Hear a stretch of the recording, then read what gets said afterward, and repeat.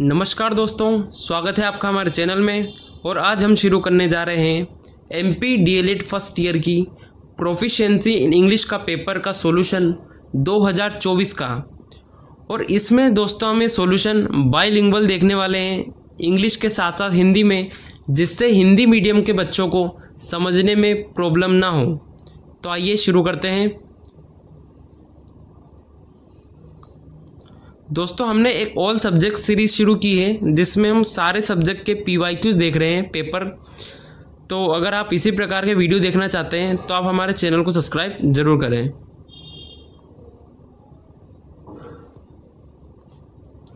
First question है objective type questions. इसका first है there are dash diphthongs in English. तो दोस्तों इंग्लिश में टोटल 44 साउंड्स होते हैं, जिनमें से वोवेल साउंड होते हैं 20 और कॉन्सोनेंट साउंड होते हैं 24। लेकिन ये जो 20 वोवेल साउंड होते हैं इनको फिर से दो पार्ट्स में डिवाइड किया गया है।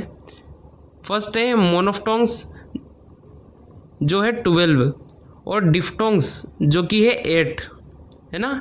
तो हमसे क्वेश्चन ने पूछा डिफ्टोंग कितने हैं, तो डिफ्टोंग्स कितने हैं, 8 है ना। और यहाँ पे रीज़न दिया हुआ है बाय डिटेल के साथ, आप उसे पढ़ सकते हैं। सेकंड है speaking is a dash skill. तो स्पीकिंग कैसी स्किल है, तो देखो दो प्रकार की स्किल होती है। एक होती है रिसेप्टिव स्किल यानी इनपुट वाली स्किल। इसमें इनपुट, दिमाग में इनपुट कैसे डालते हैं हम, एक होता है रीडिंग के द्वारा, दूसरा होता है लिसनिंग के द्वारा। और दूसरी स्किल होती है प्रोडक्टिव स्किल, जिसे आउटपुट बोलते हैं। आउटपुट यानी कि राइटिंग के द्वारा आउटपुट दिया जाता है और स्पीकिंग के द्वारा दिया जाता है।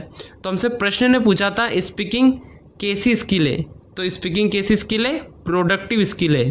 थर्ड है there is dash water in the tank. तो सबसे पहले तो वाटर कैसा नाउन है, वाटर है अनकाउंटेबल नाउन। कैसा, अनकाउंटेबल नाउन। तो क्या मेनी अनकाउंटेबल है, तो नहीं, मेनी तो काउंटेबल के साथ आता है, इसलिए यह तो हट जाएगा। फिर होता है एनी। एनी तो नेगेटिव सेंस में उपयोग होता है, इसलिए एनी भी नहीं होगा। अल्टर का मतलब होता है दूसरा, क्या दूसरा का सेंस दे रहा है, तो नहीं। तो हमारे पास ओनली ऑप्शन क्या बच जाता, बी। और बी मतलब मच। और मच का प्रयोग कब होता है, जब अनकाउंटेबल बात की जा रही है अधिक के सेंस में, ना।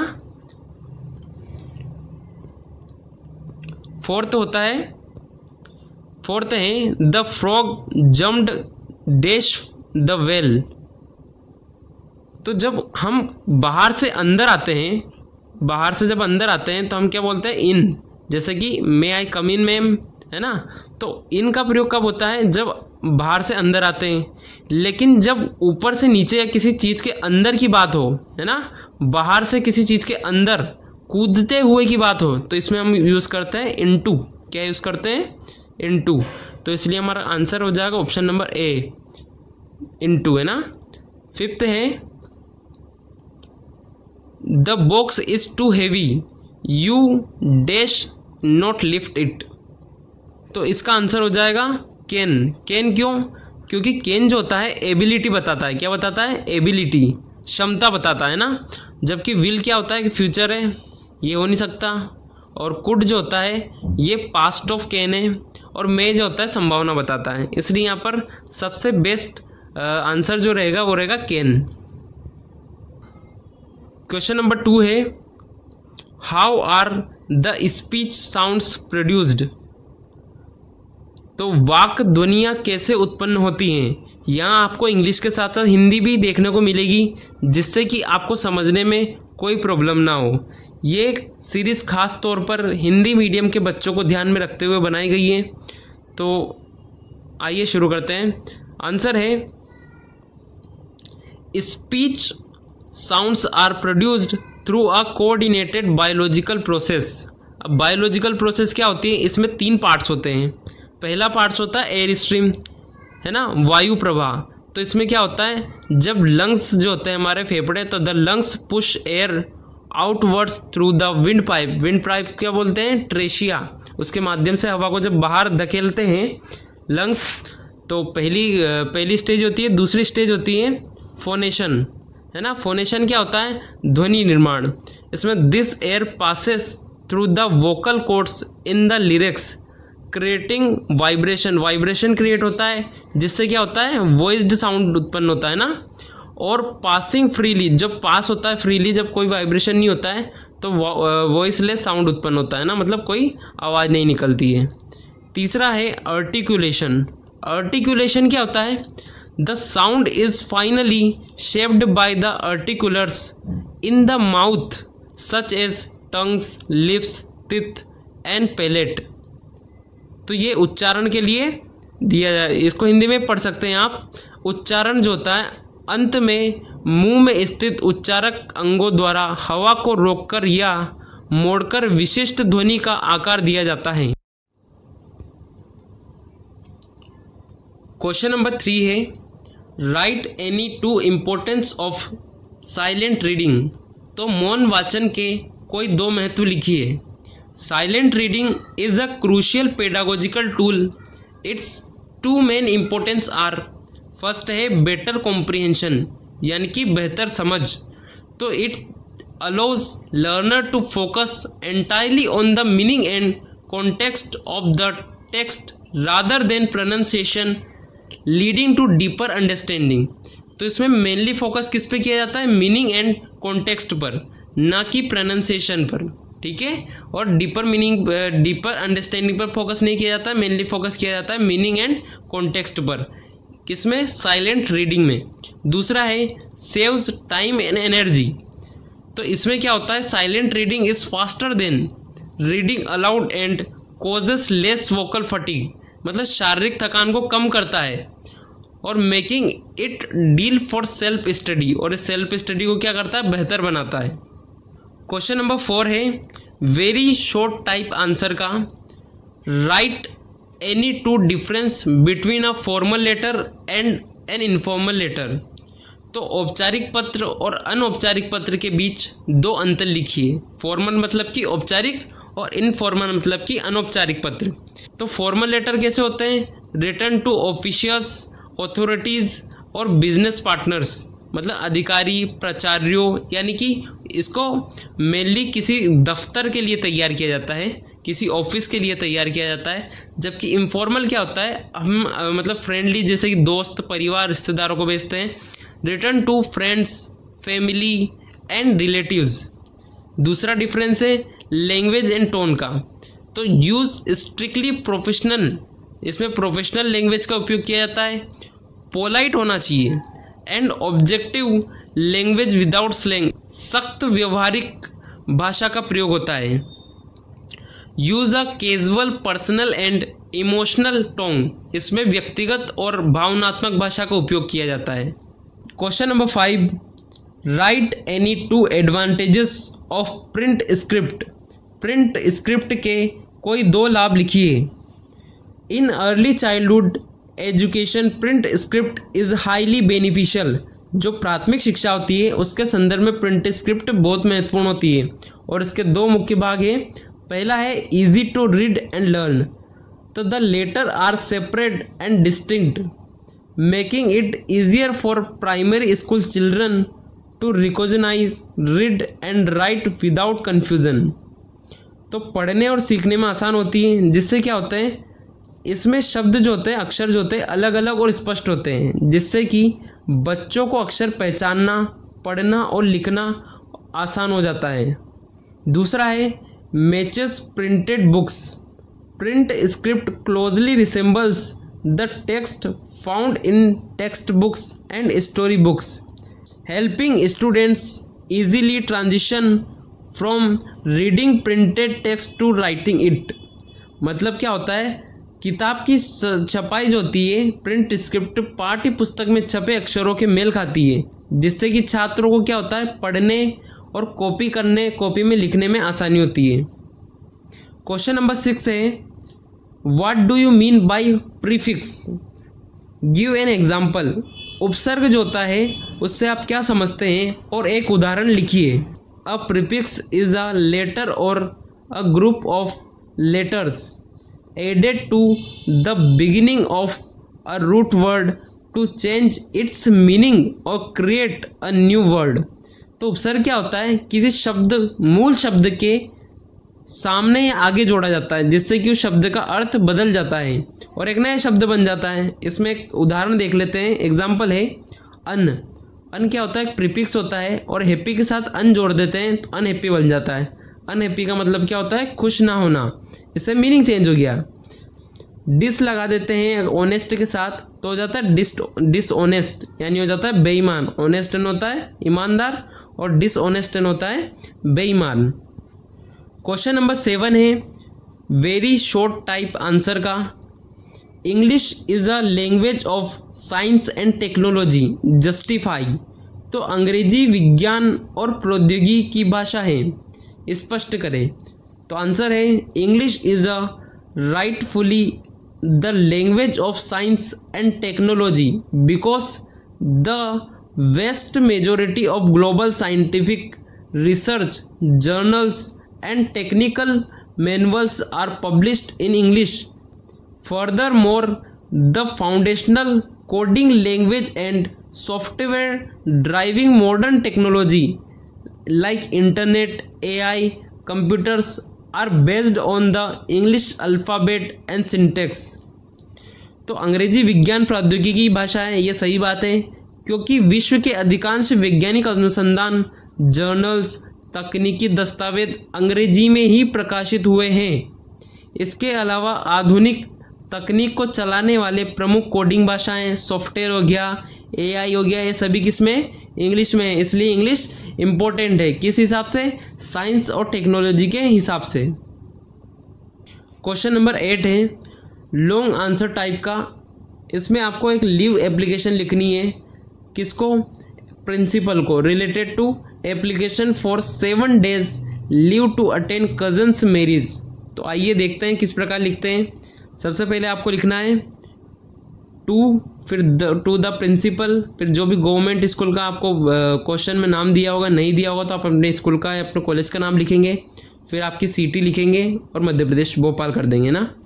फिर होता है सब्जेक्ट। सब्जेक्ट आपको क्वेश्चन में दिया होगा, मान लिया कुछ भी दिया होगा वो आपको यहाँ पे लिखना है। जैसे कि हमको दिया हुआ था application for 7 days leave to attend cousin's marriage.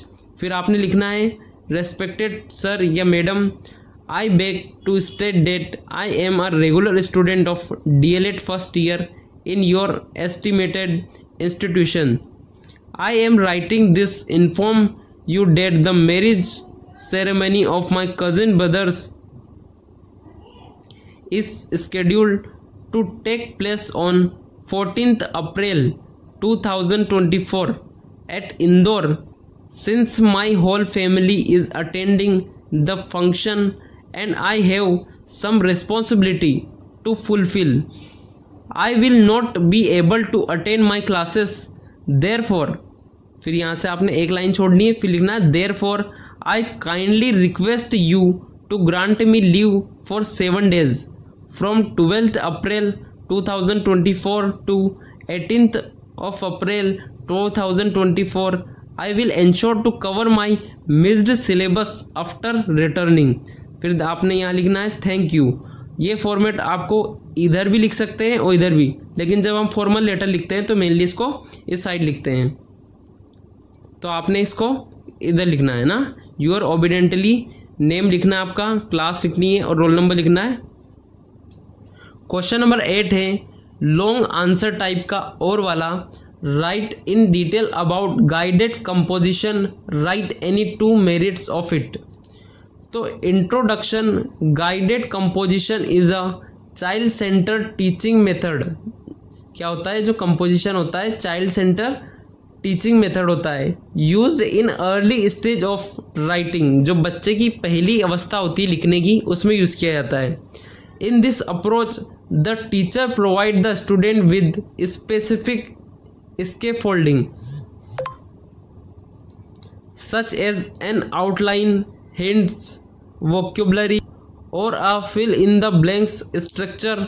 The students construct paragraph और stories based on these strict guidelines. It acts as bridge between copy, test and completely free writing.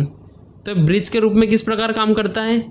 Bridge copy, जो बच्चा copy कर लेता है देख देख के, एक तो उसके बीच में, और दूसरा होता है कंप्लीटली फ्री राइटिंग करने को, मतलब अपने दिमाग से वो राइटिंग कर रहा है।